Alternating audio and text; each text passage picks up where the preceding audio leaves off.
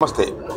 ఈరోజు శ్రీ వెంకటేశ్వర స్వామి దర్శనం చేసుకొని తిరిగి గుంటూరు వస్తున్నాను.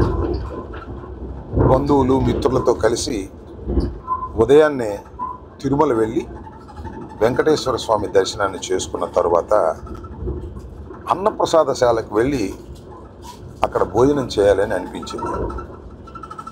ఆ తర్వాత సుమారుగా 1 గంట ప్రాంతంలో అందరం కలిసి అన్నప్రసాదశాలకు వెళ్ళాం. అక్కడే భోజనం కూడా చేశాం. అంటే భోజనం అనడం కంటే అది భగవంతుని ప్రసాదం. చాలా అద్భుతమైన భోజనం, అది చాలా రుచికరమైనటువంటి భోజనం. ఆ భోజనశాల ఎంతో నీట్గా మెయింటైన్ చేస్తున్నారు, హైజీనిక్గా ఉంది. భోజనం కూడా చాలా రుచికరంగా ఉన్నటువంటి భోజనం. తిని చాలా తృప్తి పడ్డామని ఈ సందర్భంగా చెప్పదలుచుకున్నాను. అది ఎలా మేనేజ్ చేస్తున్నారో నాకు అర్థం కాలేదు. రోజుకి కనీసం 90,000 మందికి అక్కడ భోజన సదుపాయాలు ఏర్పాటు చేస్తారు.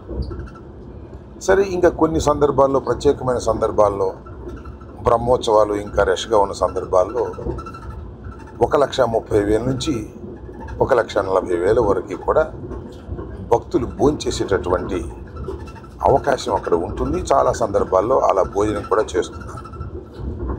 రుచికరంగా భోజనం పెట్టడమే కాకుండా చాలా శుభ్రమైనటువంటి భోజనాన్ని పెడుతున్నారు.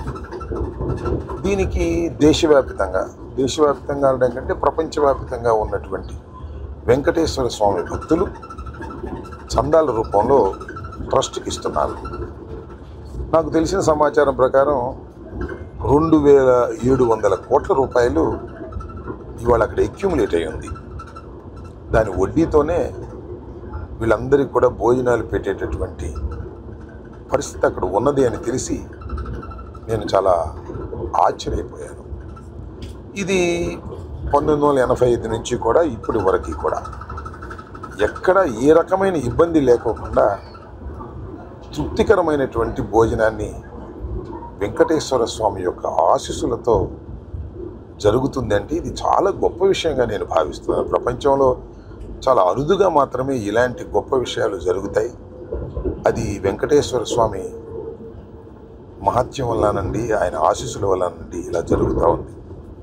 నేను మీ అందరికీ చెప్పేది ఏంటంటే, ఎప్పుడైనా అవకాశం ఉన్నప్పుడు దర్శనం అయిపోయిన తర్వాత మధ్యాహ్న భోజనానికో, ఉదయం బ్రేక్ఫాస్ట్, సాయంత్రం దాకా కూడా కంటిన్యూస్గా బ్రేక్ఫాస్ట్, లంచ్, సాయంత్రం దాకా కూడా భోజనాలు పెడుతూ ఉంటారు. అవకాశం ఉంటే వెళ్ళి భోంచేసి తృప్తిగా, సంతోషంగా ఆ భగవంతుడి ఆశీస్సులు మీరు పొందాలని నేను హృదయపూర్వకంగా కోరుకుంటున్నాను.